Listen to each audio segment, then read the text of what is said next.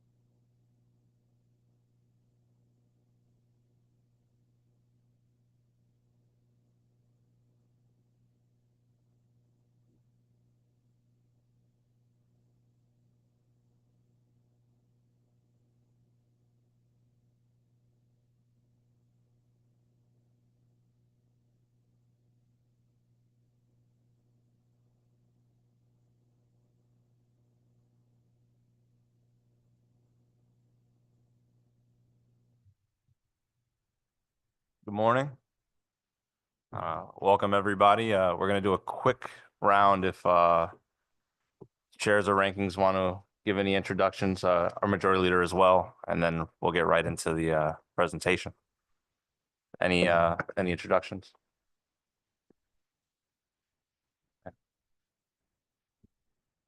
Thank you, Mr. Chair. I'm actually looking forward today. There's a lot of information that was shared with us previously. I was able to read through it. I have a few questions, but I think as this process keeps going along, I think we'll have more questions. You know, really, I think the meat of the matter will be this third level of information that comes out when we actually start seeing the breakout. This is really just a formulation. So I'm looking forward to hearing about how the formulations are coming out, but I think the next time is where we'll have probably a lot more questions when we get into the meat and potatoes of what the results are of that. But I'm looking forward to hearing everything today. Yep. Thank you. Senator Rahman? Sorry, I just got in. Good morning, everyone. Nice to see you all. But thank you for putting this together, and looking forward to hear from our speaker. Thanks. And I see we have Rep. Cavros-DeGraw online. Thank you so much, Mr. Chairman. I'm just grateful to have the presentation today and really looking forward to learning more. And as Rep. Scott said, and hearing more as we head into the next phase of the project. Thanks so much. Thank you. Senator Marks? Thank you, Chair. I'm excited to be here. Thank you for all the hard work you did. And lastly, Majority Leader Rojas. Thank you, everybody. Obviously, by virtue of being majority leader, I'm an ex officio member of every committee. So I availed myself of the great opportunity to be here today to participate in the conversation and presentation today. And I appreciate the work and engagement on the part of both the Housing Committee and the Planning Committee on what has been a multi-year effort to try to get at addressing what is a very real housing crisis here in Connecticut. So thank you. Thank you. And with that, we welcome you from Echo Northwest, and we look forward to your presentation. You have the floor. Good morning, Chair Felipe, Chair Marks, Chair Rahman, Chair Cavros-DeGraw, Majority Leader Rojas, members of committees. Thank you so much for your time this morning. For the record, my name is Michael Wilkerson. I'm the Director of Economic Research at Echo Northwest, the firm that was engaged to conduct this study. I'm joined by my colleague, Madeline Miller, who will introduce herself momentarily. I think today we have several scheduled pauses for questions and answers, but certainly if there are questions along the way, we're happy to engage with those. Some of this material is technical, and understand there might be questions that are relevant at that moment in time, and we're happy to engage in those questions. With that, I'll turn it over to Madeline. Good morning, and thank you, chairs and members. Happy to be here, and thank you for having us. For the record, my name is Madeline Miller. I'm a senior project manager with Echo Northwest. I will go ahead and kick us off with the screen share.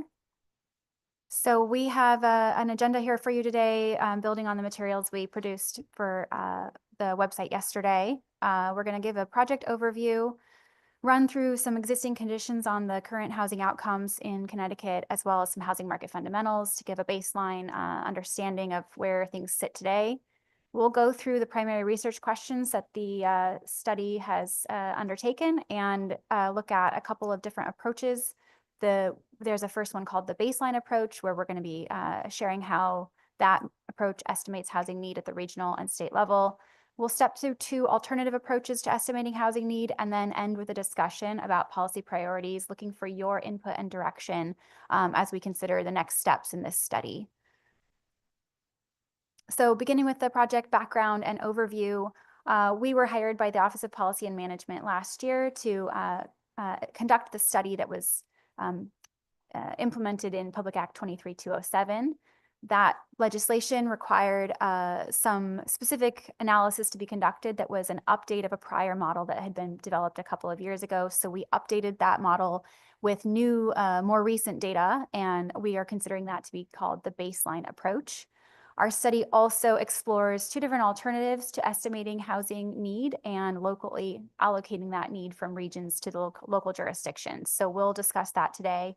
And our study will also give a very high level framework and consideration for implementation, mostly just for discussion. The study is primarily focused on the methodological considerations and the variables needed to estimate and allocate housing need.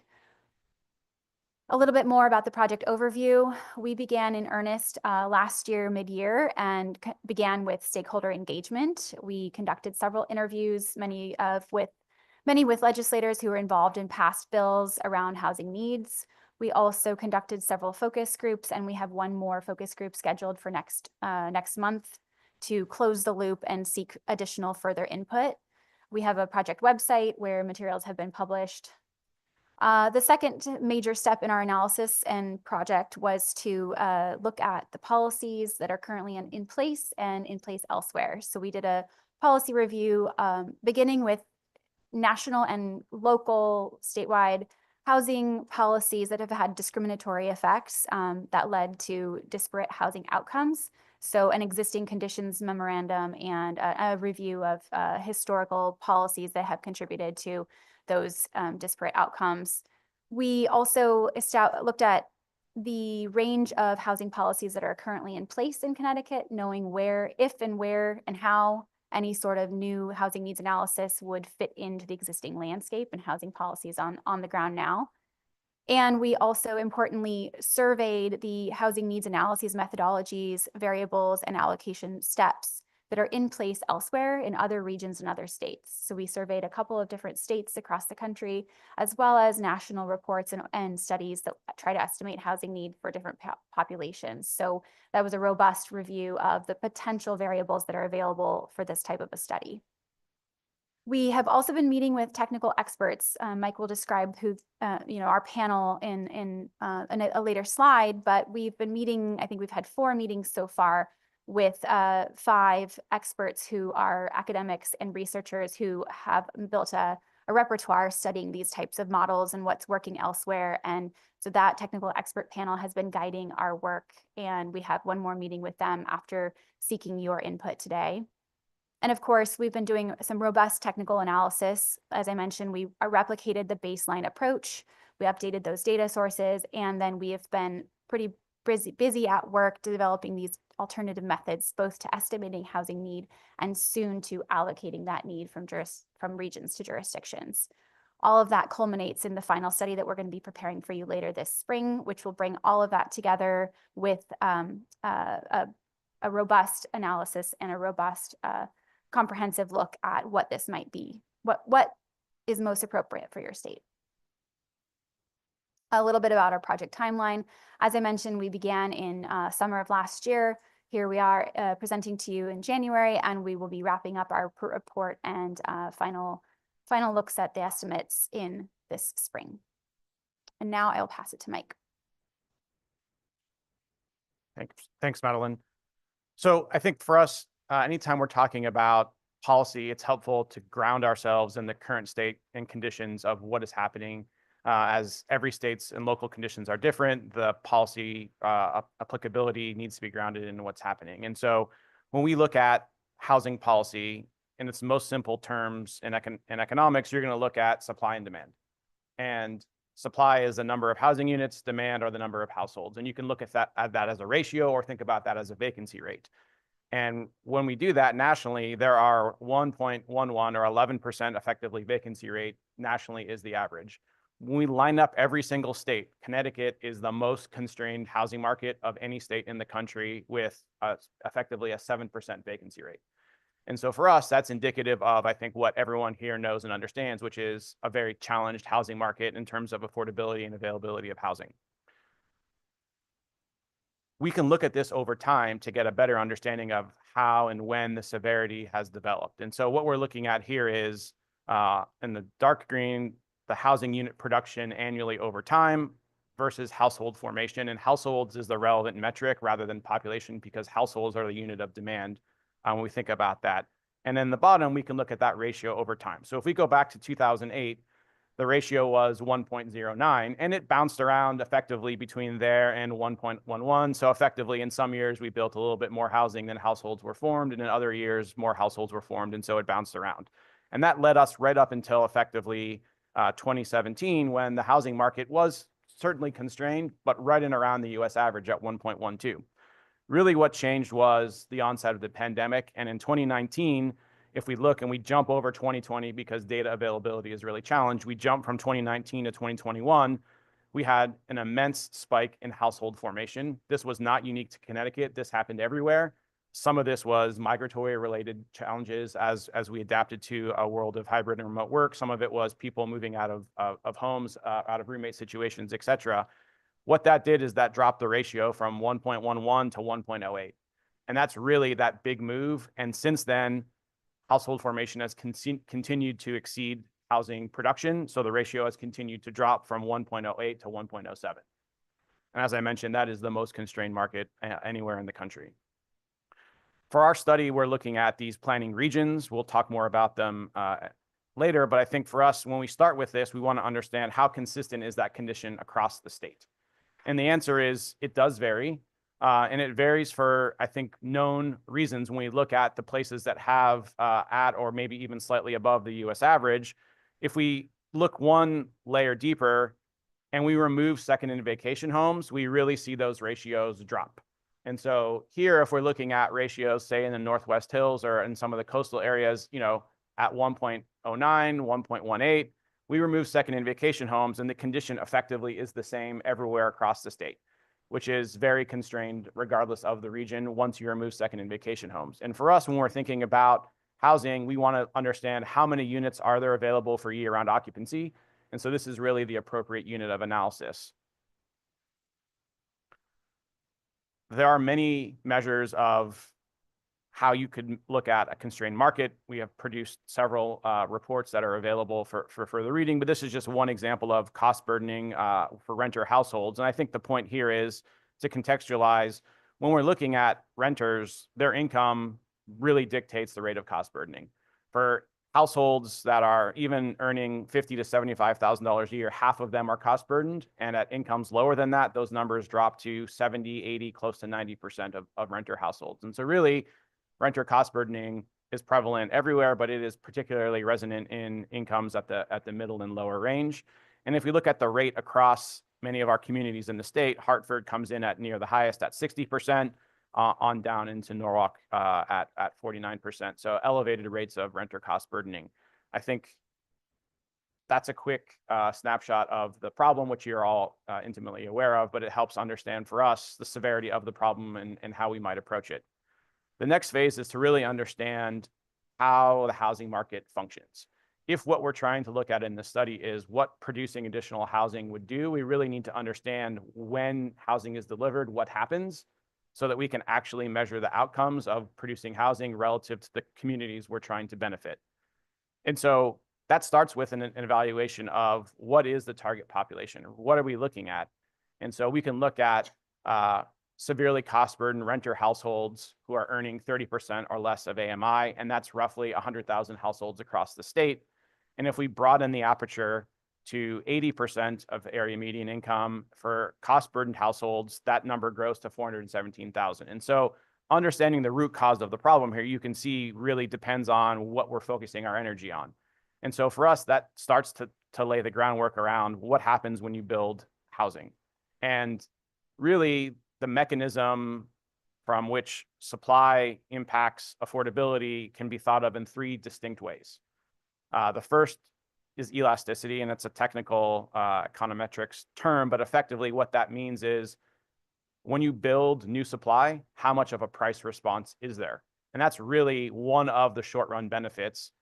It's not the way that you ever achieve broad-based affordability, and we'll talk about that, but it is a benefit that you can achieve in the short run to get some relief from prices and rents continuing to escalate, and in some limited instances actually have reductions in prices or rents.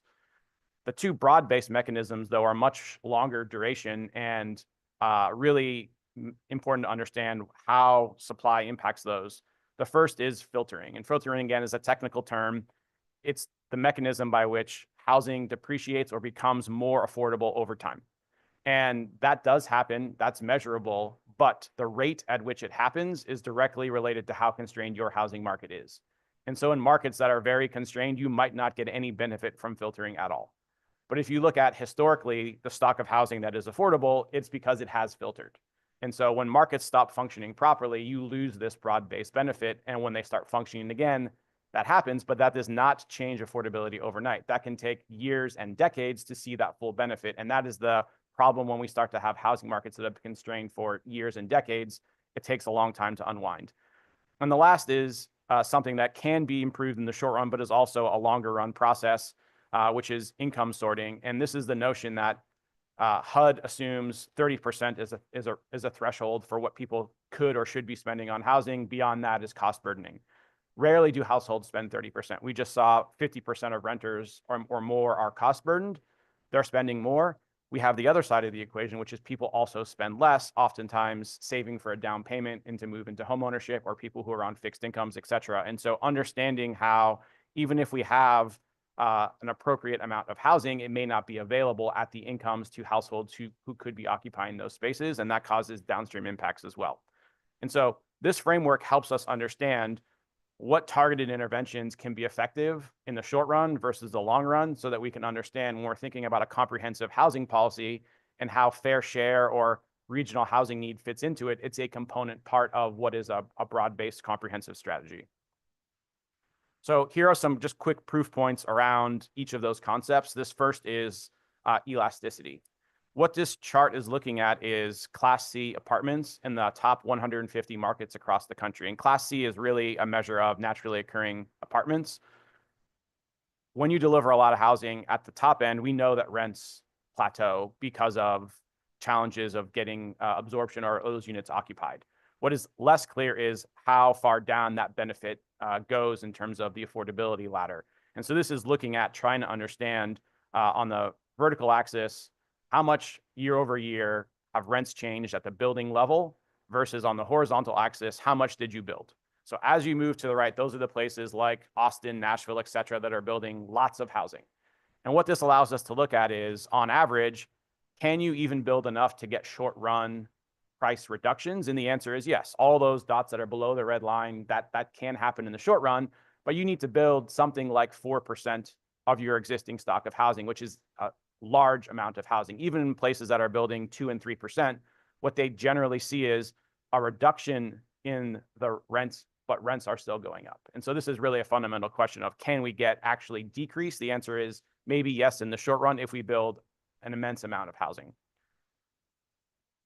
The next concept is this broad-based affordability, where we're looking at here every apartment of a one-bedroom apartment in New Haven. It's not the city, it's the entire town region, and how much it rents for. And so the year any apartment is built is always the most important factor in understanding its affordability. It's 40 to 60% of what rent is set at is just purely based on when that apartment is built.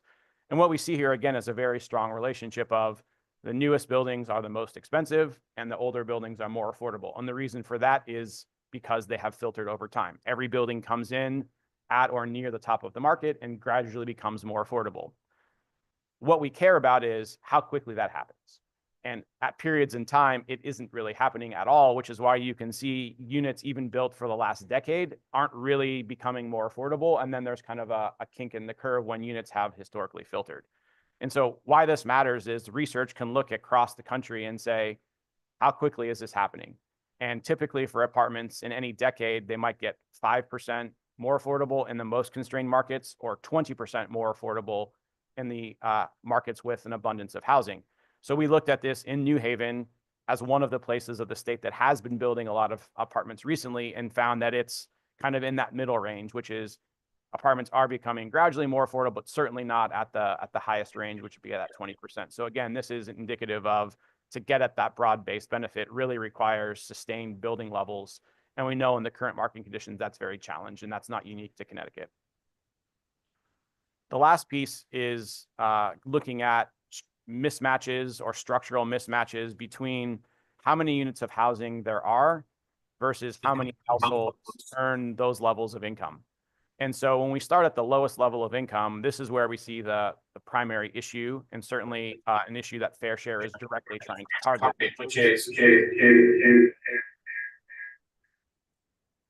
Hopefully that gone perfect. There are 65,000 households in the capital region, and there are only 38,000 occupancy. And so that gap really is one of the issues for which there are simply not enough houses available and apartments for rent for households who are earning that level of income. Once we move up the income ladder, what we see though is generally there are enough units of housing. And the question then is, why is there so much cost burdening even in 60% of AMI or middle income households? And to get at that, this chart is a little bit complicated, but what it's effectively looking at is each column is affordability of apartments. And so at the lowest end, 0 to 30, we can look at there are nearly 50,000 apartments. Only roughly 60% of those are occupied by households who are earning 0 to 30%. Those are the orange bars. If we look at all of the households that are earning 0 to 30%, many of them are renting units that are available at 30 to 60 affordability, 60 to 80. All those are cost burdened households. And what effectively happens is higher income households always are going to win in a competition for housing. And so as higher income households occupy units that are affordable to lower income households, those units are not available. So when we have a structural gap, that is exacerbated and worsened by the fact that households are renting down. And so it's not just a simple matter of, do you have enough housing? It's an understanding of how well matched those housing units are to those people's incomes. And when they're not matched, that's why we see cost burdening rates at 50%. So that was a relatively quick run through here. I know we went through a lot of technical things. I'm happy to pause here if there are specific questions on the existing conditions or kind of the market fundamentals. Sure thing. We'll open it up for questions and we'll start with our majority leader, Jason Rojas. Thank you, Mr. Chair. No, thank you for the presentation. One quick question I had in reading the report is to what extent on vacation seasonal, to what extent are short-term rentals being included in that? So what's becoming offline because they're Airbnb or VRBO? Yeah, Majority Leader Rojas, great question. When we get into this next section around how we think about estimating need, we are removing all short-term and Airbnbs, and that ratio difference is effectively doing that. So it's second homes and it's vacation rentals, which are short-term rentals, are that measure that we're looking at. Senator Marks. When you say 30%, I've been told recently that that's of your gross income. So let's say you bring your gross is $2,000, but then you pay $150 for your insurance and you pay $150 for daycare and you put $150 into your retirement. Like, so how, I just don't understand what that 30%, it doesn't count any of that, right? So it's 30% of your actual gross income. Yeah, Chair Mark, that's a great question. That is absolutely correct. Rationale. Get your mic. Thank you, Chair Marks. Yes, that is correct. This stems from HUD's long-standing policy around 30% as being that metric that they look at. I think it's a reasonable question to look at.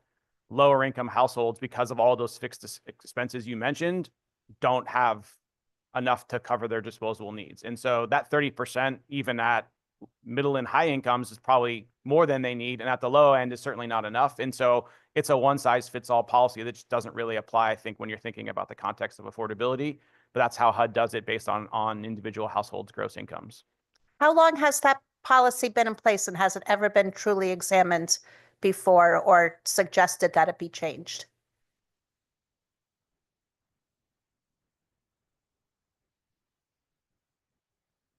Apologies, the microphone keeps going off. I'll try to remember to hit that. It's been in place for many decades, has not been revisited. And further into the weeds question around this is also individual units and family sizes also get adjustment factors. And so when we talk about area median income, that's for hypothetical household of 4. And we know that the median household size is 2 point something everywhere. It's nowhere near 4. And so that number that they're anchoring on still is grossly overestimates what a typical household looks like in Connecticut. And so when you look at a household size of 3, you're at 90% of area median income. A household size of 2, you're at 80%. And so you start to get at an income that is too large already, and then it gets scaled down. So there are all these legacy issues around, I think, how well the HUD definitions of affordability really resonate. And I think it's a relevant policy question. I know it has been raised, but it hasn't been changed in many, many years. Thank you. Rep. Scott. Thank you, Mr. Chair. Just a quick question. You almost answered it right, in their last statement. I agree with you. The household number is the number we should be looking at, right? That's the unit that we should be all looking at. But just from a contextualization standpoint, I'm wondering, you said 2-point change. Do we have a number that we usually put into what a household actually means in the state of Connecticut, or if it varies from state to state, just so I can contextualize the number when we say how many households, what does it actually mean from a population standpoint? Yeah, so when we measure households, you know, a household of one or a household of five, it's still a household. And so where this is relevant, I think largely is when we look out at the population, and in Connecticut in particular, the population is relatively stagnant, but households are continuing to form because the average household size is getting smaller every year because of demographic change. And so where the household size today may be 2.8, it's heading towards 2.6. What that effectively means is you need more housing, even if your population isn't growing. So again, the size of the household matters for us, so we're really interested in just counting households, but understanding the general context of what demand is doing as the sizes of households continue to change. And this is not unique to Connecticut. There is no state where household size is getting larger. Great. Thank you. That's great information. Representative Roberts. Thank you so much, Mr. Chair. I think like in the beginning of the first three slides, you had the all the states on the side. You stated Connecticut is and I just need that portion. Connecticut is the most constrained housing market in the country. If anyone has any questions on Zoom, please remember to raise your hands. I do have a quick one, and I'm going to be a little unorthodox. If you can go back in your presentation, maybe a slide or two to that graph that you had right there. My question was about your second approach, where you talk about what we do for folks that are 120 AMI plus. When I think about that, I think about what the gaps may be when you talk about how many of those, I want to know first, how many of those folks are occupying units or homes that may be available to people under that income level once they are done occupying them? And what gaps may we see that really stop this from being a trickle-down effect completely to get to the folks that are in the most need? Because I know that there are gaps, but I would like them to be at least explained or highlighted. Yeah, Chair, that's a great question. I don't have the exact number. We can certainly get that for you, but you can see on the chart here, all the blue squares are 250 households. And so when you look at 30 to 60, there are, you know, more than 3,000. You can just eyeball it. There's more than 10 there just in that income bin alone. And so if we looked at in aggregate, I think if your question is, you know, how many of those households are renting down, how many units would that free up over time? The answer is in the thousands of units. Challenge is, where would those households move? So I think that's where we start to look at a comprehensive, and we'll get more into that with our approaches around delivering means tested low income units directly benefits low income households, but there are also downstream impacts of building units at any level of affordability. And that's part of what this methodology is really contemplating. Understood. And as we continue the approaches and going through it, I just want folks to think about how far that trickle down effect goes, because if it goes to, you know, 80 to 100, 60 to 80, I'm not really interested. I want to make sure that we're getting to those most cost burdened folks. And if that's not a trickle down effect that happens, I don't know how this approach would work in the state of Connecticut. Yeah, that can give you just a little bit of background. So what I would say is filtering has a limit to how far units become affordable. They do not get down to 30% affordability from, let's say, 80. They rarely get down to 60. They kind of, that's about the limit of where they get to. This sorting phenomenon, though, there have been many studies that have looked at, you know, what one move does, and it typically triggers 5 to 6 other moves. And so you're getting, that evidence has shown all points of affordability are benefited, because if a household is moving out of an existing unit, that unit that they're freeing up immediately is affordable, but then there are also secondary, tertiary, et cetera, other moves also that benefit. And so in aggregate, you can sometimes free up many units of more affordable units just by delivering a unit that's at the higher end of the market. Thank you. Appreciate the answer. Any other questions? Seeing none, we'll continue. So what we're really, I think, grappling with here is what is a fair share study and what can it do? What do other states do? So I think just starting with a grounding of what it is effectively, and this is coming from policy and Supreme Court rulings in New Jersey, specifically Mount Laurel in the 1970s, that had a constitutional interpretation that municipalities effectively have to provide a realistic opportunity for construction of their fair share of affordable housing. And since that time, New Jersey has made many revisions. Some of them are constitutional, others are legislative, including in this last year, two bills, SB 50 and AB 4, that modified their processes around determining, which is part of the fair share, and enforcing as part of their fair share obligations on affordable housing. But what we have seen, though, is many states, and if you looked at that first chart, the states that are most constrained are generally these states. Oregon, California, Washington are all in those states that are most constrained. So similar to Connecticut, are trying to think about how you comprehensively approach housing. And really, fair share, I look at it as part of a two-step process. The first step in that process is an acknowledgement that housing is something that needs to be regionally coordinated. And so you're calculating need at the regional level, not at the town, jurisdictional, or state level. So that's regional need. And then from there, going from regions to local jurisdictions is really the fair share component of that. And so almost all, if not all, regional needs analyses have some component of fair share in them. The question is really, what is the local contextualization? What are the policy priorities in that state? And that's how they're choosing to do that. Some states have one policy that applies to the entirety of the state. Washington is an example like that. California has a statewide approach, and of their 50 plus regions, they are able to have their own specific fair share component that can differ. Oregon is a statewide process, except for the metro region, which is Portland, and it has its own unique process. So it's kind of a hybrid of generally statewide and et cetera. And so that's one of those fundamental questions is, are you really thinking about a one size fits all? In the case of New Jersey, that's what they did. It's a one model.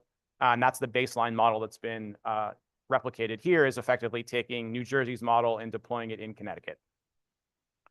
I think the goal here, and we have worked with many jurisdictions, is it's very easy to get complex. And we are not trying to build a Rube Goldberg machine where we're trying to model reality and have every single lever that we can possibly pull, because that nuance and margin of error just becomes overwhelming. And so really being able to describe the system and having goals that are measurable is really a key component of that. And the last thing I would say is all of these processes across the country are iterative processes. And so we can talk to Oregon. We have worked with the state of Oregon for over 5 years on a series of legislative actions where the first step was a pilot study that happened 6 years ago. From that pilot study, the now governor, Speaker of the House, pushed additional a comprehensive legislative package. And so regional housing need was a component in a much larger look at housing in terms of how you can invest in infrastructure, how you can fund affordable housing, looking at middle income and striking down exclusionary housing, looking at inclusionary housing as a policy, looking at rent stabilization and anti-price gouging, looking at urban growth. And so it was one part of a comprehensive strategy.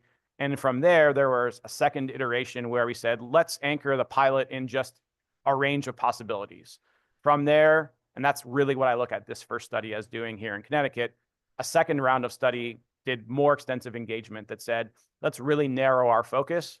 And then this most recent study was really about getting it technically defined in statute so that it could be deployed. And now in this first year, we have this month, that target statewide is a number that is now out there, and every single jurisdiction in the state above 10,000 has their planning target. And so in the case of this specific study, we're really trying to understand what are the biggest housing challenges facing Connecticut residents. And that's really that introductory problem statement. Let's get grounded in that. And then I think really the question becomes, are we looking at housing needs for specific segments of the population, or are we looking at systemic or the entire population as what we're looking to benefit? And those targeted interventions and the approach really stem directly from that question. And I think the last is, what is the policy context that we're most interested in understanding? And so when we look at the baseline, again, that is taking something from New Jersey and bringing it here as is without doing any real contextualization as it relates to Connecticut. So I think I mentioned a little bit of this as it relates to the Oregon example. Fair share, there are always going to be limitations into what it is. And one of those challenges is what is an appropriate time frame for analysis? Data has always lagged. And so when we're looking at actions. We want to understand how long can it take before we can even measure that, and how frequently do we need to update that process is a key consideration. The second is supply, specifically new construction, is an important component, but it doesn't consider other tools that can impact affordability. And so whether that's vouchers or preservations or other types of policy interventions, what we see in other states is it's not just the fair share, it's the fair share contextualized in other policies that are also being contemplated. And I think also, as it relates to Connecticut specifically, when we look at ground up construction, that is an important part of stock, but conversions of existing adaptive reuse are also parts of conversations that aren't really contemplated in a fair share, which really just focuses on new construction from a ground up perspective. And the last, I think, is the state has constrained resources. And so when you're getting down to a municipal level and you're saying we need to think about how we can deliver more affordable housing, that's going to be constrained by the resources that are federally and state available, because local municipalities typically do not have the resource to look at that on their own. And so again, contextualizing an immense need down to the municipal level really relies on state participation in that. So that's some just broad contextualization. Now we're going to step into the baseline approach. This was the study that was conducted 3 years ago. And so just to get clarity on this, we're looking at 8 specific study regions. These are the planning regions, with the notable exception that the metro and the western COGS have been combined into one region here for the purpose of this study. We did not evaluate changing the regions. This was just given to us. So this is what we're moving forward with, and it aligns with the baseline methodology. What we found was, in aggregate, the total need did not change significantly in 2 years. Again, at this period of time with the pandemic and lots of changes, it's unclear how much of this will continue to change in the future. But this is a methodology that can be regularly updated. There are some regions where there is a slight increase, some where there's a slight decrease, but in aggregate, the total need decreased. And again, what this methodology is looking at is severely cost-burdened households earning less than 30% of area median income. And that's what it's really trying to understand as its target population. As we move into other approaches, I think that distinction is key to understand what the target population here is versus a broadening of that aperture. So that's the baseline study. What we are now doing is working with the focus groups, individual interviews, our technical panel to get at alternative approaches to estimating need. And so when we deliver our report, we will document the baseline approach. And our intention is to have 2 options, potentially more, around what alternative approaches could be used to think about regional housing need. And so to do that, we've engaged our expert technical panel. They're academics and practitioners. You can see here, David Garcia, Up for Growth, is a national pro-housing think tank out of DC. Yona Freemark is at the Urban Institute. Noah Kazis is a law researcher at University of Michigan. Nick Marantz looks specifically at housing in California and elsewhere out of UC Irvine. And Jenny Schutz, formerly at Brookings Institute, recently moved to Arnold Ventures. And so we've engaged with them a number of times and really looking for their guidance on what possibilities might be relevant in the state of Connecticut.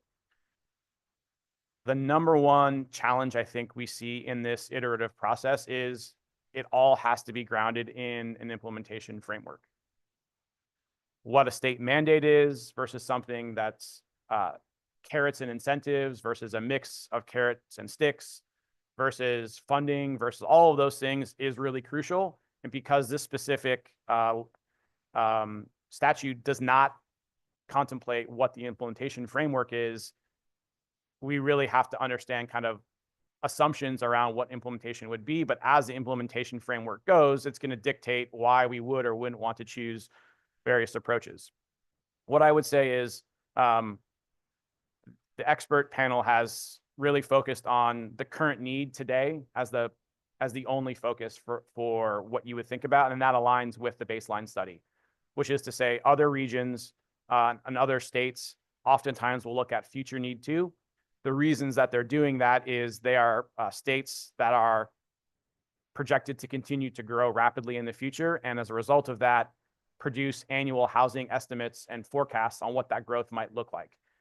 When we look out at the future of Connecticut, the growth trajectory is less certain, and we don't have models that allow us to do that. And so for those reasons, really, it's focusing on current need. And current need we think about as having three components. The first of those is housing under production, and we'll get into that. In a simple sentence, housing under production is when we don't have enough housing today relative to demand. And we went over that in the baseline conditions. The second is housing for individuals experiencing homelessness. They are not typically captured in any other data measures. And so understanding that's an important component of housing need. And the last is a structural gap. And we started to talk about that a little bit earlier on when we look at if there aren't enough housing units relative to households, that's something that could be contemplated. And here we have a low and a high scenario. So these are really the two bookends. Under production and homelessness are the same. The memo goes into much more detail on these, and certainly happy to take questions, but I'm going to quickly step through these. And again, happy to take questions on more specific details. But what housing under production is a methodology that's used by Up for Growth. Annually, Up for Growth looks at housing at the state level and at the regional level and calculates changes over time. And really what it's looking at is when supply isn't sufficient to meet up with market demand. And when that happens, you have housing under production. And in many discussions with focus groups and stakeholders, most of these elements were key parts of the discussion.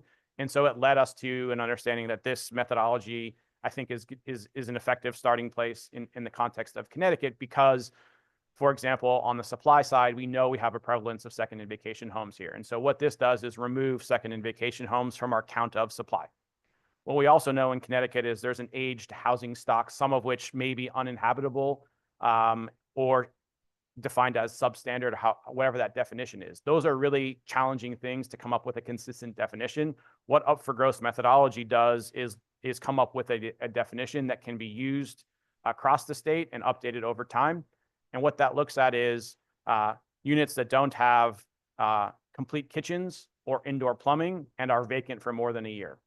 And so we can take those units out of the stock as well. So what we're effectively saying is when we look at our stock of housing, which we know is the most constrained, 7% vacancy, we remove second and vacation homes, we remove uninhabitable units so that we really understand our supply is actually less than it might appear.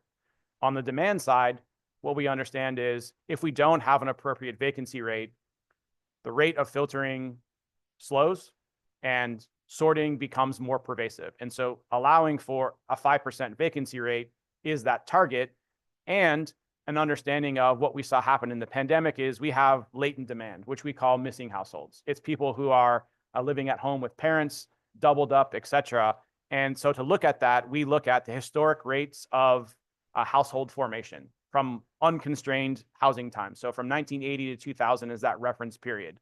And today, when the number of households that we see is less than that, we assume that household will likely form. And the reason it hasn't formed is because housing is unaffordable and it's not available. And so over time, we add that back into the demand. And so we increase demand, we reduce supply, and then we look at the difference. And what that reveals is that we're 36,000 units short today across the state. And that gets factored into you as the primary component of the current need. For individuals experiencing homelessness, they're not measured in underproduction. And so we use the census point in time counts. The challenge is the COCs, which measure that, don't align with our mapping of our regions. So to get from the statewide need, we then just assume a proxy of households earning 0 to 30% are the best proxy for that and divide up those 3,000 households across our planning regions. So those are the two components that are the same in both approaches. The last component is the largest component, and there are two different bookends here. This lowest bookend is really an acknowledgement that we want to solve a gap for households earning less than 80% of area median income. And when we look at that, what we can see here is the hatched mark are the number of households that there are. And then we can look at how many housing units are there. And if we build housing for underproduction and homelessness, what we see is at the 0 to 30 income band, we're still 72,000 units short across the state.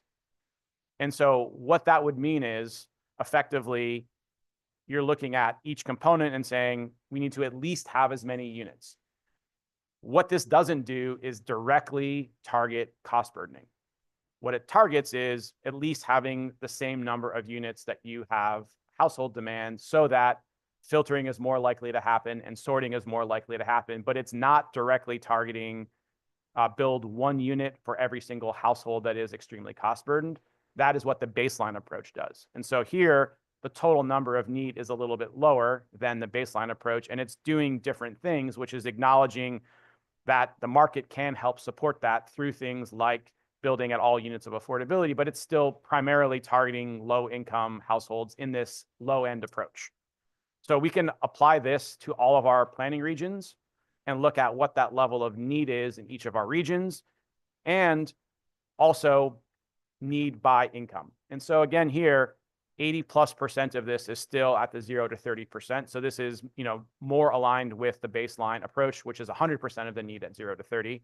But you do see some income allocations and targets at the 30 to 60 and some at 60 to 80 as well across the regions. And again, underproduction and homelessness are solved for first, and then the structural gap.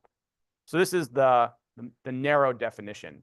We can take a broader aperture and look at solving for structural gaps at all levels of income. And the number here is much larger. And the question is, why would you think about this approach? This approach really is leaning into the notion that building at all levels of affordability helps at the low end, at the middle end, and at the high end. And so by targeting units at all levels of affordability, that's really leaning into that. And I think the question is, what would you do? You would still solve for a 5% vacancy rate at all levels. And really what that shows is at the high end, you would need 242,000 units. Does that mean the market would build 242,000 units? I think that's the implementation framework question and how you do that.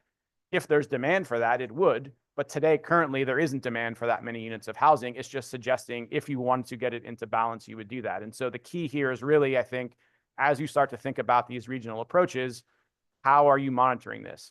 How are you enforcing this? What are the goals? What this approach would do is say we need to build units at all levels of affordability. And you can see that 67% of that need is going to be effectively market rate housing. 25% is going to be at the lowest end, and then some mix in between. And this increases total need to 360,000 units roughly. And so again, the range is very large here. What they're both doing is solving for housing underproduction and homelessness. And then just a question of, are we most interested in only the lowest level of income? And that is suggesting that interventions are going to be most focused on low income affordable housing. This higher range estimate really rests in this notion that building any unit can help affordability at all levels.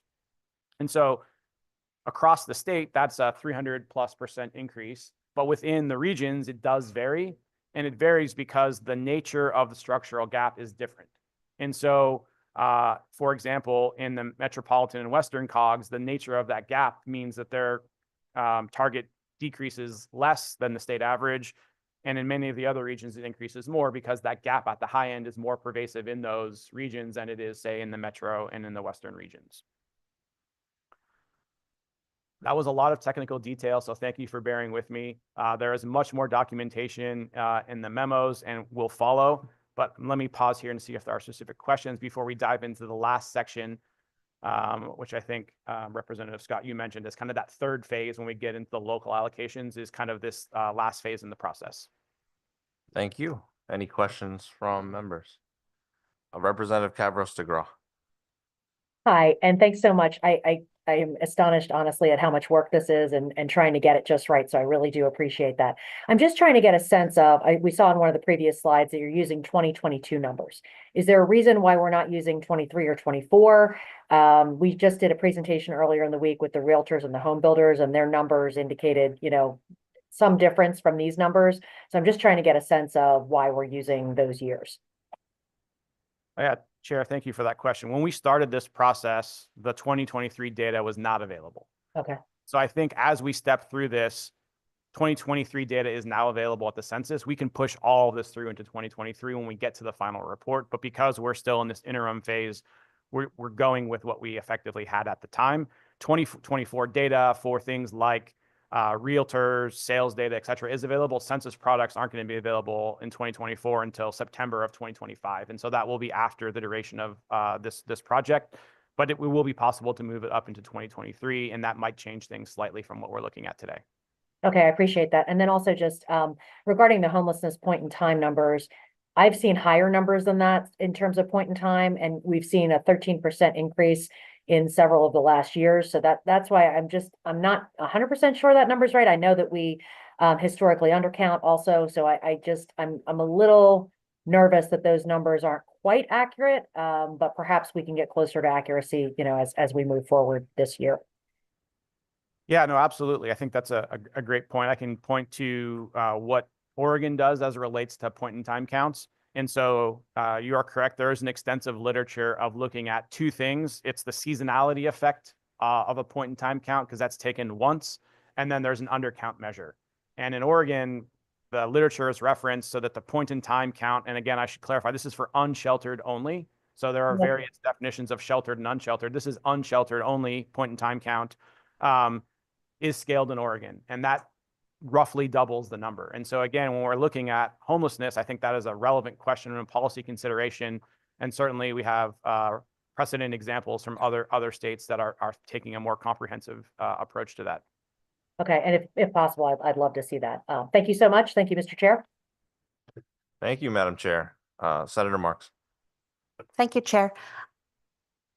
So I still haven't gotten over the slide where Connecticut is the most constrained state in the whole nation. I'm still way back there. So thank God for CTN that I can watch this a few more times. After Oregon or New Jersey passed their legislation making the fair share where it's equivalent to all the municipalities in the entire state, where were they, and you might not have this, but where were they on that constrained chart, and did that improve? Like, was their legislation successful? Thank you for the question, Chair. I can speak to both of those. New Jersey hasn't been at the lowest end of that ranking. Oregon and Connecticut and Washington have consistently been at that low end range. This is the first year that Oregon has its official production targets, but as I mentioned, that process began 7 years ago. So Oregon today is number 2. Oregon has consistently been number 2, number 3, number 4. New Jersey is in the 10th and higher range, and they again began their process many decades ago. And so tracking their history over time is more challenging because these census products that we're using only really began measuring annually in about 2008, 2009. Otherwise, you can only track it by decade. Washington State is another example of Washington was the second most constrained market 5 years ago, and has been doing a lot of policy change and has moved up to 11th. So you can really see housing production moving up in Washington State, and it moved the needle significantly. Oregon hasn't seen the requisite increase in production with the policies that have been implemented, but that's just some examples of you can move the dial pretty quickly in terms of that level of how constrained your market is by proactively thinking about housing. Representative Scott. Thank you, Mr. Chair. Real quick about the inhabitable units in Connecticut. You don't have the number yet for that. You guys haven't done the research, or do you have that number? I'm just kind of curious how big that is, because you would think that that's low hanging fruit. Those are ones that already been zoned, already been built. To put them back into the quote unquote market should be a lot easier pull than getting something built from the beginning, right? So I'd love to have an understanding of that number and thinking about legislation that could do to help get that number actually switched out of that grouping and into an actual real unit. Thank you for the question, Representative. Madeline might be able to pull it up. Off the top of my head, I have lots of numbers. That is one that I don't have. We do have it calculated for Connecticut, and you're absolutely right. I think I mentioned, rehab, repositioning is one solution that a fair share doesn't typically contemplate. And I think that's an important part of why we include that in here, because you can make meaningful difference there. And as you do, those numbers become units again, effectively. And so it's a comprehensive approach. If we can't get to you in this exact moment, we certainly have it, and we'll include it in the final report. And I appreciate that. And I'm not saying that's going to solve the issue or that's going to get us to the number we want to get. But again, if that chips away at it, we're making a little bit of grounds by something that's a little bit easier from a poll standpoint. Definitely something we have to consider. So I appreciate you even putting it into the presentation. Yeah, what I can tell you is there are more than 1 million units nationally in that category. And in some markets, and then we can go and look, they're as high as 3, 4, 5% in some markets. In places that you wouldn't expect, like San Francisco, for example, have a large number of units meeting that definition. And we'll certainly pull the data for Connecticut and get that to you. Thank you, Representative. Majority Leader Rojas. Thank you, and sorry for getting in front of my colleagues who've had their hand raised, but it was related to your question. I mean, it just seems to me on the uninhabited or uninhabitable housing, you know, no bathroom, no kitchen, vacant seems like a pretty low bar, right? And I often wonder, is there a proxy for arriving at really old housing that maybe shouldn't be inhabited by children or elderly people or families, and whether that would really alter our understanding of what uninhabitable means? Because I think we've set a very low bar for how people should live their lives and the conditions they should live in. And I don't know if there's a way for you to capture that. Yeah, Majority Leader, great question. I think for us, one of the takeaways from this study is always around, can you get data that aligns with your policy priorities? And so the challenge of how sufficient is your housing stock, to your point, this is a very low bar. And so I think if there is an idea around, can we get better understanding of what a different level of definition might be, let's talk about that, and let's figure out a way to measure that, because that is, again, if that's a key policy priority, that's something that can certainly be done. But again, agreed, this is doable because it's a consistent data, but it is a very narrow definition. And sorry, thank you, Mr. Chairman. I mean, I mean, we all know relative to most of our communities, kind of the average age of housing stock, right? I know in East Hartford, a lot of our housing was built in the 1940s and 50s because of World War II and Pratt Whitney. But you know, I also know that we have probably a lot of at the turn of the century 1900 mansions in some other communities, right? That don't exactly, we wouldn't want to count as that because they're probably inhabited. So I just wonder if age of the housing stock by community might be a way to arrive at understanding exactly, not total, whether it's uninhabitable, but at least to give us an indication of where older housing and therefore less habitable housing might be located. I don't know. Yeah, so when we get into some of the local allocations, we started to explore concepts around that, and I can spend a little bit more time talking about that. But I think, again, when you're thinking about rehabilitation and preservations as tools in the toolbox around housing affordability, that's really what you're targeting there. And I think that can be an important part of understanding what your comprehensive need is. But again, yeah, agreed. I think, you know, an example of things in addition to a fair share that are important policy priorities, you know, are certainly part of the solution. Thank you, Mr. Chair. Apologies to Representative Schaefer for getting in front of him. He had his hand raised for a while. So, Thank you, Mr. Majority Leader. This guy, he apologizes twice. He forgets he's the Majority Leader. Yeah, Representative Chafee. Thank you, Mr. Chairman. No need to apologize, Mr. Majority Leader. I'm sorry if you covered this in the presentation, but you mentioned, depending on the approach used, we need between 110,000 and 360,000 units. Under our current rate of construction, how long would that take us to meet those thresholds currently? That is a good question. I think I've mentioned this, but we have some background documentation around the current state of the market. This is not unique to Connecticut. Housing production is down 50% effectively everywhere, and in multifamily can be even more. And so we are seeing decreased rates of production in Connecticut.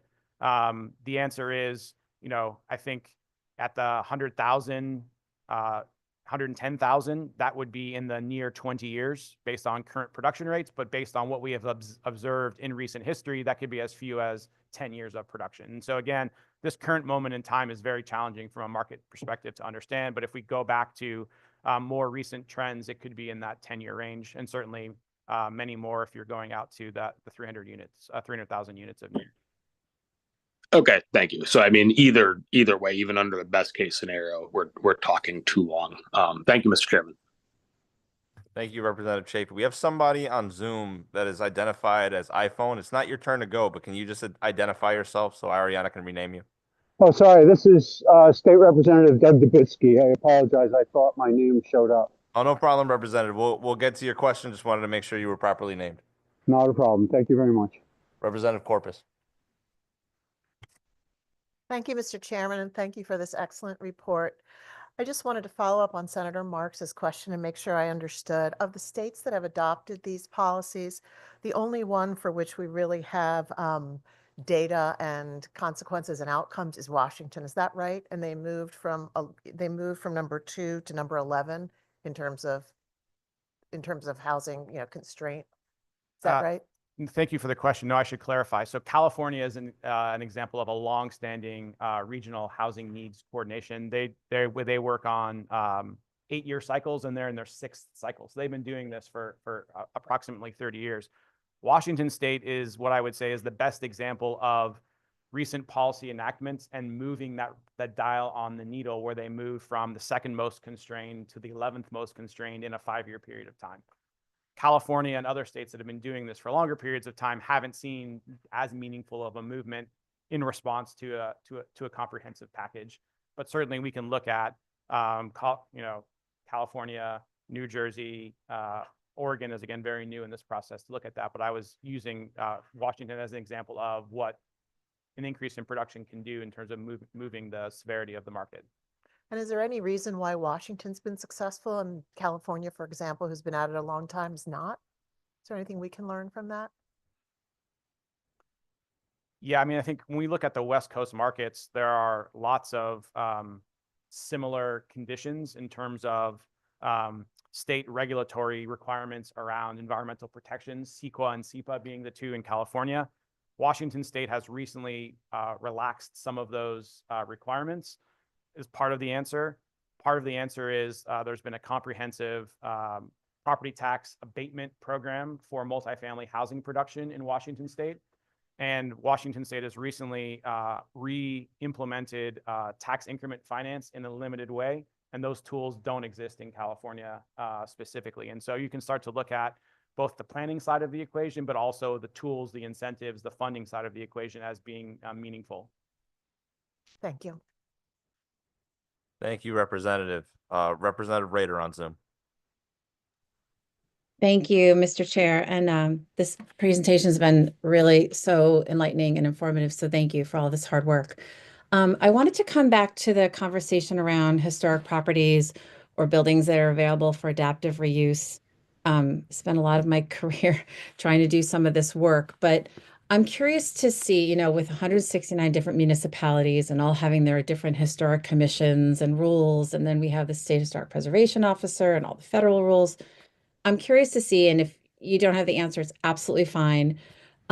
What, policies are in place right now that are really a hindrance in terms of historic preservation and all of that? And is it because locally we have so many different rules and applications of, the federal intent behind historic preservation and adaptive reuse? And are there states or municipalities that you can think of that have really been creative and smart and successful in identifying, some of this built opportunity that we already have within our, some of our more historic towns and neighborhoods, that they have maximized those properties?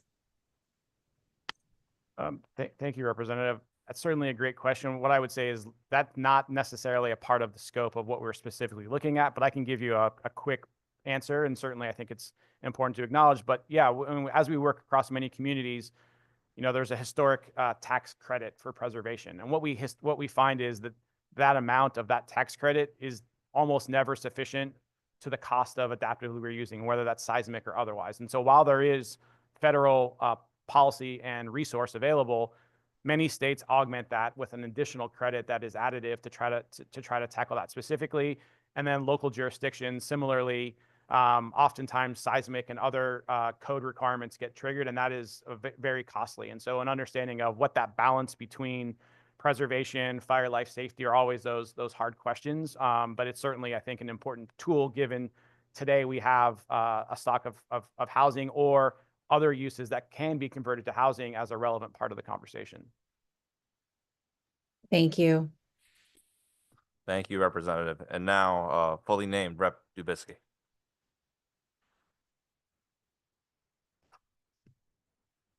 Unmute yourself, Representative. Sorry, there we go.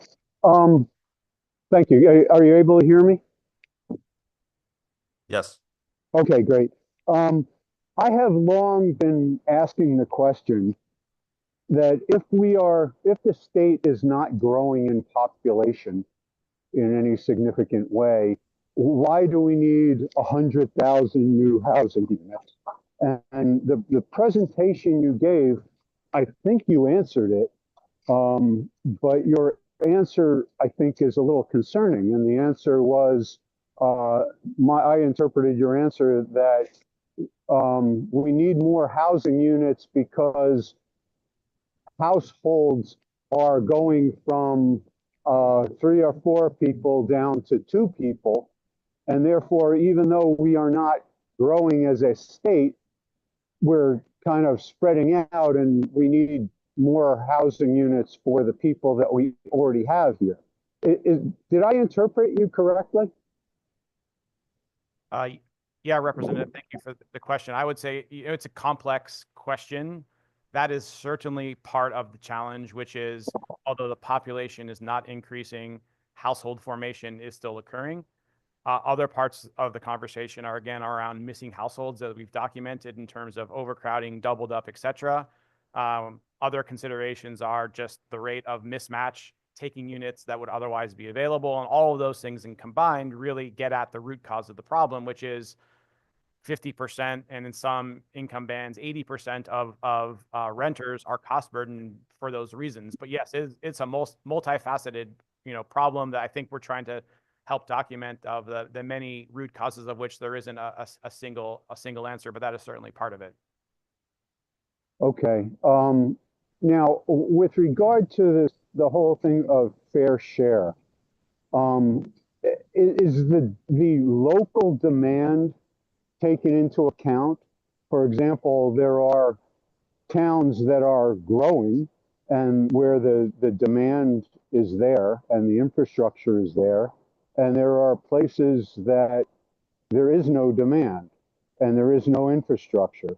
People simply are not moving to those areas. When we talk about fair share, are we talking about forcing additional houses to be built in places that nobody wants to live? So thank you for the question. What I would say is, in the interest of time, that's this next section that we're really going to dive deep into. So if I may, I might jump into this section and we can kind of go through it. What I would say is, I think, again, the implementation framework is key. And so words like force or mandate or et cetera aren't what we are specifically considering, but in most instances of how regional housing need is thought of, those aren't typically how that works. It's around planning for need.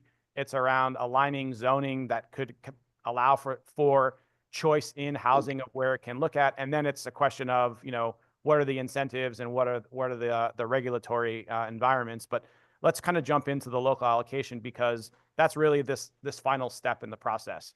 And so as we've talked about, you start with regional need, and then it's allocated to each of the 169 municipalities. And that's that, you know, a fair share component.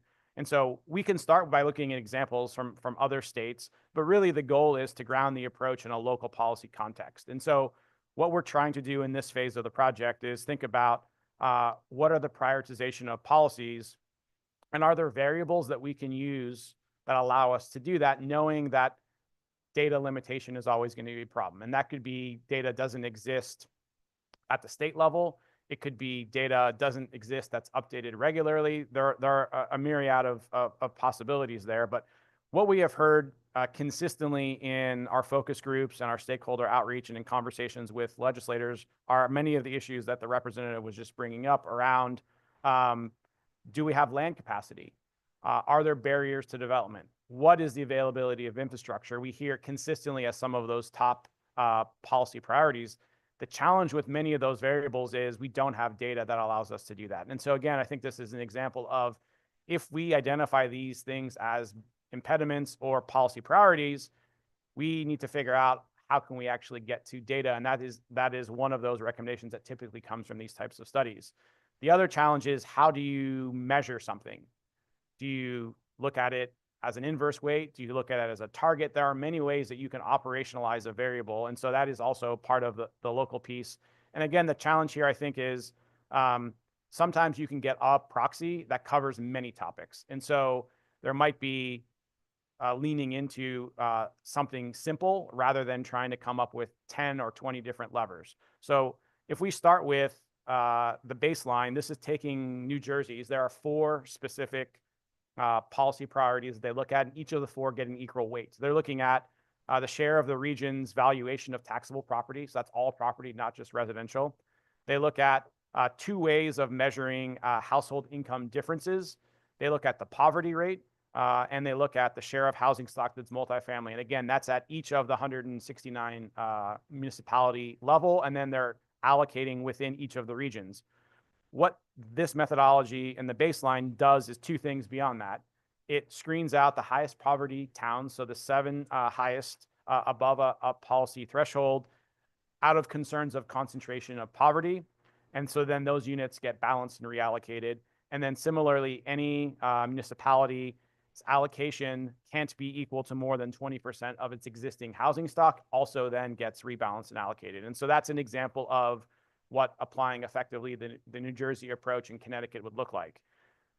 What we are contemplating is what are potential options that could be used in Connecticut. And as I mentioned, many of the conversations that we've had have identified, for example, infrastructure as a limiting factor. And so the question is, if we had data that will allow us to do that, we could certainly use it. Here are 3 things that we have consistently heard where we know we have data. In some instances, we have multiple approaches we could look at. And so production is a question of, I think, one measure of demand, which is, are places building housing? And if they are, that typically tells you something different than places that haven't historically been building housing.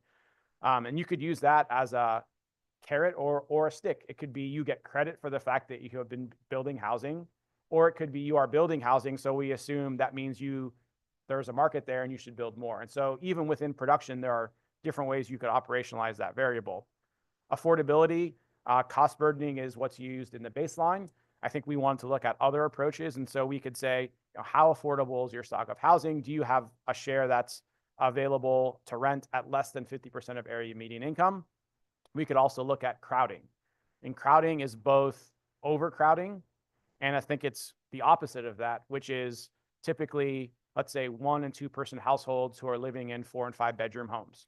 And why aren't they selling their home? And there are a myriad of reasons. One of those reasons is there may not be suitable stock that's smaller that they can move into. And so by building housing of any type, again, you're freeing up different units of housing. And so it's all getting at those mismatches.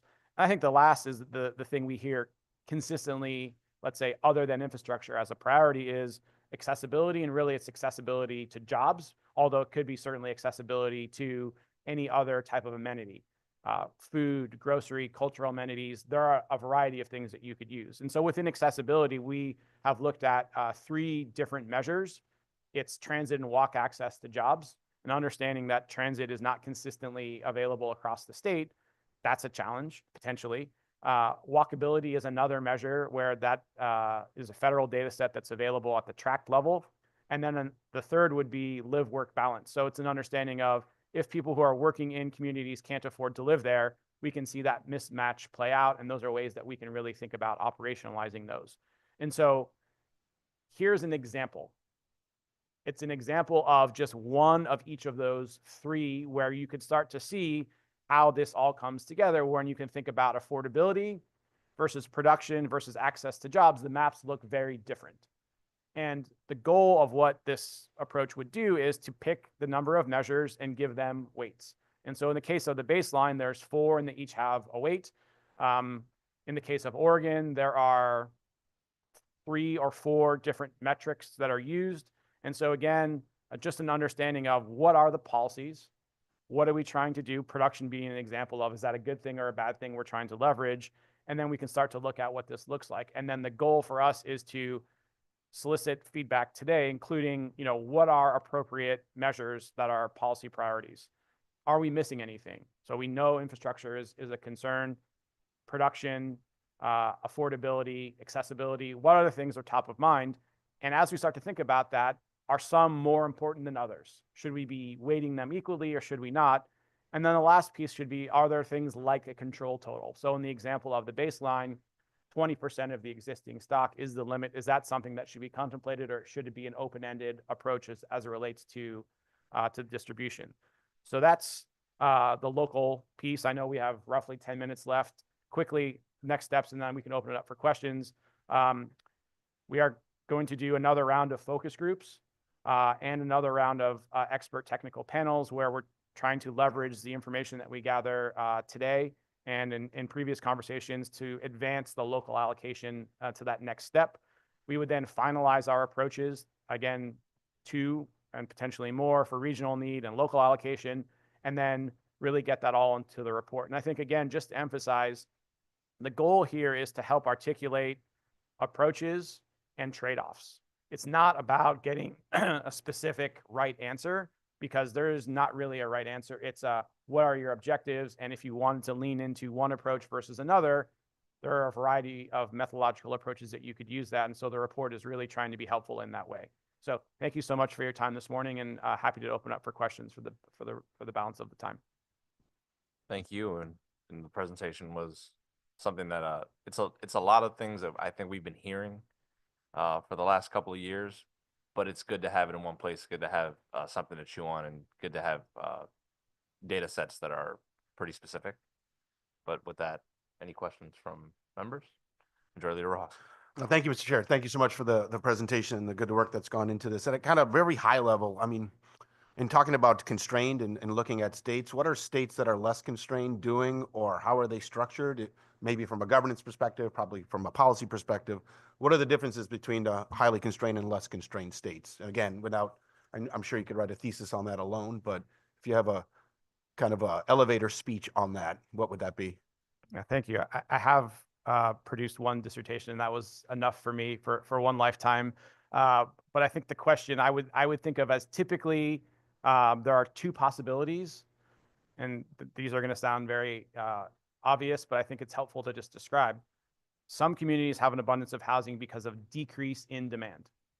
So those are places where population and households have decreased over many decades, and that typically isn't a policy response that most communities are interested in, of how do we reduce the demand for our community. But it is one of those answers. The other is sustained production of housing, and really that is very dependent on market conditions.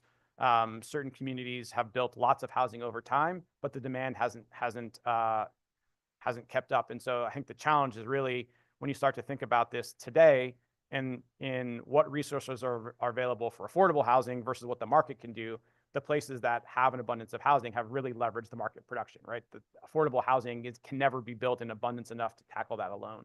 And so you do see the variety of that. Many of the places that do have an abundance of housing today, though, I would say are the places that have had decreased growth, is the real reason why. There are limited instances of places that have been able to build their way into a market that is sustainable and affordable. Thank you for that. And I mean, I often think about, obviously, Connecticut somewhat being an outlier in that we have no county level of government. We certainly have our COGS, which provide us a lot of opportunity and value. And I don't know if there's a difference there. I mean, obviously, we take a hyper-localized approach to the question of housing. But I think you mentioned earlier, there's really a need to look at it from a regional perspective. And why is that? Yeah, no, it's a great question. I think when a homeowner is thinking about trade-offs, they're not looking at necessarily lines on a map that say, the line on the map specifically matters. They're looking at price, affordability, amenity factor, proximity to a number of things. And so people will move flexibly across markets. And so when you're thinking about a constrained set of choices, you can think about that as a commute shed. You can observe that in data. People are looking at a variety of towns, municipalities, et cetera. And so it can never be a single issue where one town can opt out, because when they do, that just gets burdens pushed onto all the other communities. So it's really an acknowledgement that the housing market is broader than one local jurisdiction. And if you're trying to solve broadly housing affordability, it requires some level of coordination. Otherwise, what we see historically is many communities will just opt out of that. And then you end up with the circumstance that you see in many places today. And in particular here in Connecticut, right, where we are perhaps, and as noted in the study that you did from the fall, right, we are pretty segregated, among the most segregated states, both racially and economically. And I think there's certainly a value question that all of us as lawmakers have to ask ourselves, are we okay with that? And I believe I've heard universally that we aren't okay with that. But certainly the actions that we take, because it was certainly public policy, not alone, that led us to the situation that we're in. So it becomes a question of whether policymakers want to try to undo those policies to kind of right the wrongs of the past. And that's not something for you to respond to. That's me editorializing while I'm sitting here. You made a reference earlier in your presentation to vouchers, right? And I'm all for putting more resources into vouchers. But given the current market conditions, how much benefit are we going to get by increasing vouchers if there's nowhere for those people to use those vouchers? Is that a unfair statement to make? Yeah, I think vouchers is a, let's say, understudied policy response tool. And I think the reason for that is vouchers can mean many different things. So if you're talking about project-based vouchers, that's something very different than a Section 8 voucher. And so if you're thinking about a voucher in the sense of how can it be used as a tool to incentivize production, I think layering that with other incentives like tax abatements, for example, are, okay, let's look at a mixed income building where we can use vouchers as a way to get a laddering of affordability within a building is accretive to the developer. They could see that as a benefit, which is effectively they have market rate rents that they can underwrite to. And so the state is stepping in as using a voucher to do that, I think is one of the ways from a production standpoint. And that's different than we don't have enough units today where vouchers can be used, let's say on a Section 8 basis.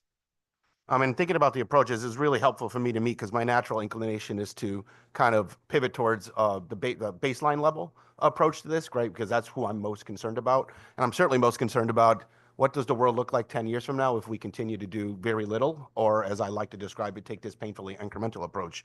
But I was enlightened. I got a lot more from hearing you present on alternative one. And of course, under fair share, the goal is not necessarily just to focus on 30% or 30%, 50% of income.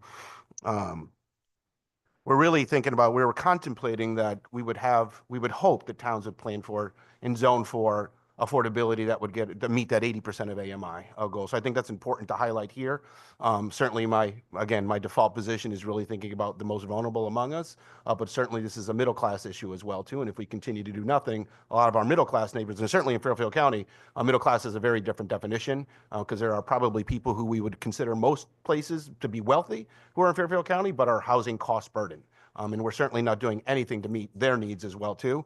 So I think that's a question for regardless of where you sit and where you represent. There's a need for us to address a broader one, and I tend to gravitate towards alternative one. And just thinking about it here, alternative two certainly just seems like we're boiling the ocean. We're trying to suggest we're going to build 350,000 units of housing, when on average, I don't know where we've been for the last couple of years, maybe 5,000 or 6,000 housing permits have been issued per year, and that's half of what we were 10 or 15 years ago. I don't know what it's going to take to get back to some higher amount of issuing of housing permits, given all the complex inputs that go into developing housing, land cost, now labor cost, right? And those are all things that I acknowledge are realities, but that doesn't necessarily mean that we should do nothing. And I know there hasn't been, we tend to obsess over zoning. The world obsesses over zoning. It is an important component in this. And I wonder to what extent that here in Connecticut, and I think getting at Representative Dubitzky's question, Eastern Connecticut's a beautiful place to live. He often likes to suggest that nobody wants to live there. I think people want to live in Eastern Connecticut. It's hard to live there when there's actually no housing options to afford yourself up. So why not allow the marketplace to respond to that potential demand, right? Instead, we put all these constraints in place that don't even allow us to provide an option for people to live. And that's what I think we should be doing, is providing people choice and options and not necessarily making assumptions about where people want to live or not, particularly with the growth around electric boat. There's certainly a significant need for housing in Eastern Connecticut, maybe not all the way as far up as I think he represents Chaplin or one of those smaller towns, but we're not necessarily suggesting that you build 500 units in Chaplin either. It might be that you allow duplexes to be built as of right, or triplexes to be as of right. That's going to meet a demand, and you don't necessarily need sewer or water for that. Well, the other thing that I observed in thinking about the baseline approach to it, it's largely in the distribution of units. It seems to be consistent. I'd be intrigued to see a map, and you might not be able to get it because we don't have a clear picture of where sewer and water capacity is. But as I think about the distribution of housing along the regions, it seems to be consistent with what transportation nodes, and two, primarily where our housing and water infrastructure is. So That seems to naturally align with where we should be, and it takes out Northwest and Northeast Connecticut are more rural areas where that isn't a reality.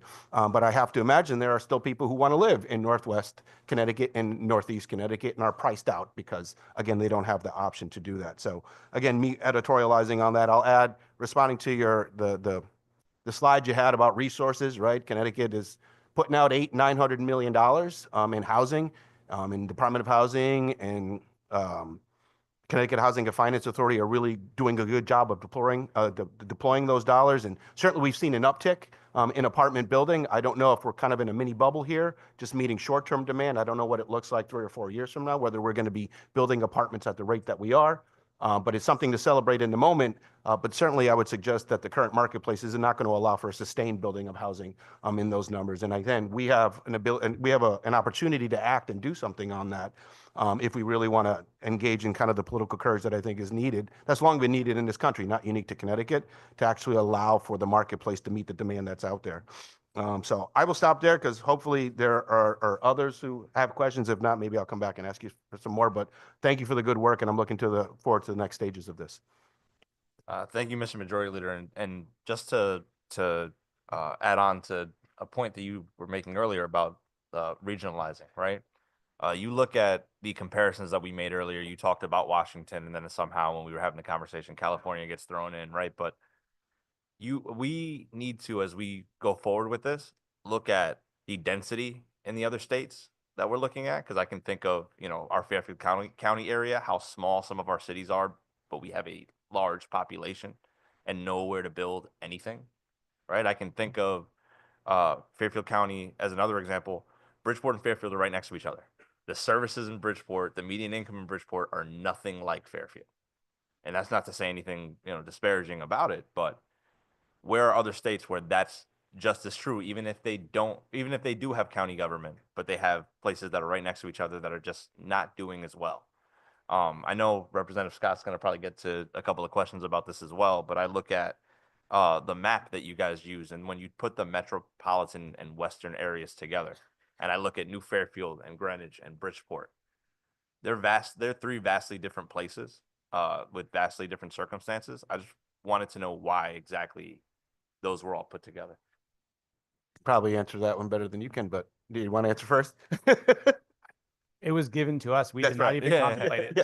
So. And it's because it's largely connected by transportation node. And I worked on a legislation that consolidated our councils of governments 10 or 12 years ago.